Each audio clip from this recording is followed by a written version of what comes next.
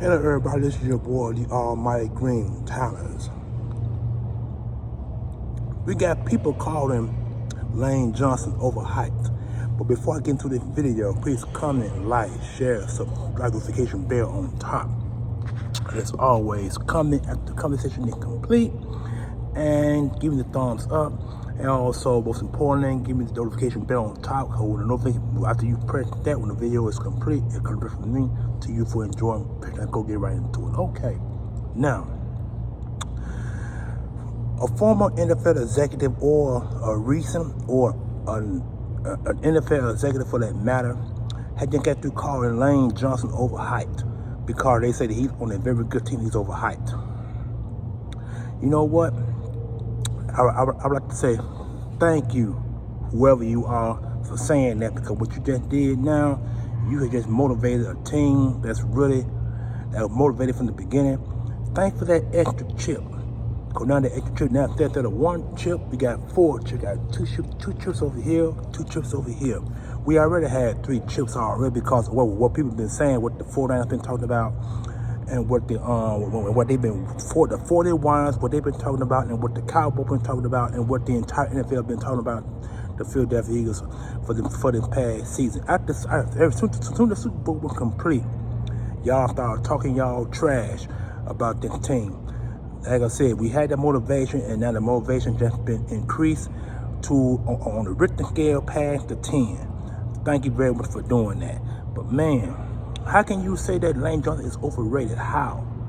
That is crazy. Just because he had not allowed a sack in 2 years, you got the right to criticize the best offensive tackle in football.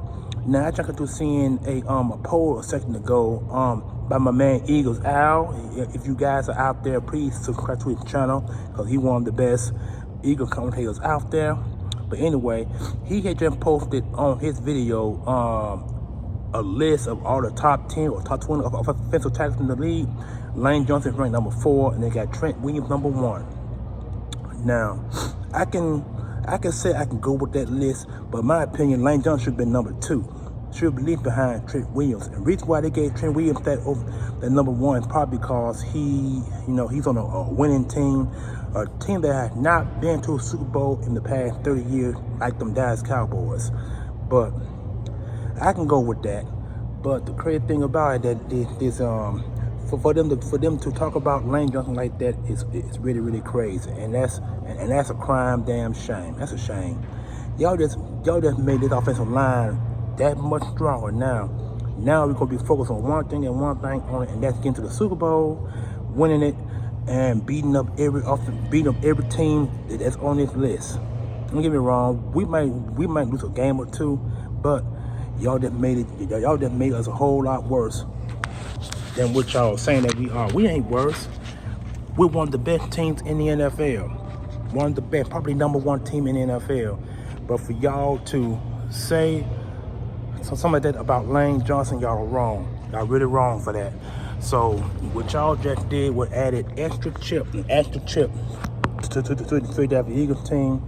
That's by far the best in the NFL. And that's really and I can't say that many times over. That's a shame. That's a really, really, really shame. You can talk about us, but you know what? Let me tell you something. Let me tell you why these teams and executives who run these so-called front offices, his reason why they're saying this about the Philadelphia Eagles is because for the first time in many, many years, or probably the first time of any year, the Eagles have gotten this much publicity. You know what I'm saying? We are still an underdog team, but how many underdog teams you know that have gotten this much publicity in the entire league? I mean, we're getting some good reviews, we're getting some shade reviews, and we're getting some horrible reviews. It doesn't quit. It doesn't stop the Philadelphia Eagles. You know what I'm saying? It really, really doesn't. So it's like the bad reviews are overshadowing the good reviews, and you really can't say much about the good because you hear more about the shady reviews than you hear about any other review there is. You can go on all these sites, NFL sites, because that's thousands and millions of NFL sites, and some of them got their own reviews about the Philadelphia Eagles, good, half good, bad, or worse. So this is just a prime example of the reason why we play the way we play. The fans are the way they are because y'all overhype these Cowboys fans, these Cowboys organizations. You overhype the Dallas Cowboys, not Dallas Cowboys, I didn't mention them. I mean, you overhype the 49ers. You overhype them a lot. You overhype the New Orleans Saints. You overhype the New York Jets and Giants. These are teams that probably don't mount up to the Philadelphia Eagles because we got one of the best rosters. We got the number one best roster in the NFL as far as offensive tackles, offensive lines, defensive lines, safeties, and we are kind of shady at linebacker for a minute there until we finally win the Super Bowl. You know what I'm saying? We're gonna continue to get this type of criticism. We're gonna continue to get it, and so this just makes me more motivated to make videos like this because we always have people like these NFL executives, these players on these opposing teams, these NFL analysts on NFL Network, ESPN, FS1, and all of these other podcasts, NFL podcasts. They all have their say about the Philadelphia Eagles. It's like we can't stay out of their mouths for some reason. So it's gonna be up to the Eagles to leave a bad taste in their mouth. And when you and anybody knows when you eat something bad, you ain't gonna eat it no more. You know what I'm saying? So this is what it's gonna take. It's gonna take for the Eagles to put some bad taste or leave a bad taste in their mouths, so they can stop yapping about us. That's what it's gonna take. And I'm not gonna say it sickens me or saddens me, but it disappoints me. I'm very disappointed. Y'all seem to have our names in y'all mouth a whole lot. But be careful. You're gonna eat something that's gonna make your ass upset. You're gonna eat something that's gonna make you throw up, and you're gonna eat something that's gonna make you poop. You keep on fooling. You keep on fucking with the Philadelphia Eagles fans and the organization. Keep it up, and you're gonna find out how it feels to be a Philadelphia Eagles fan.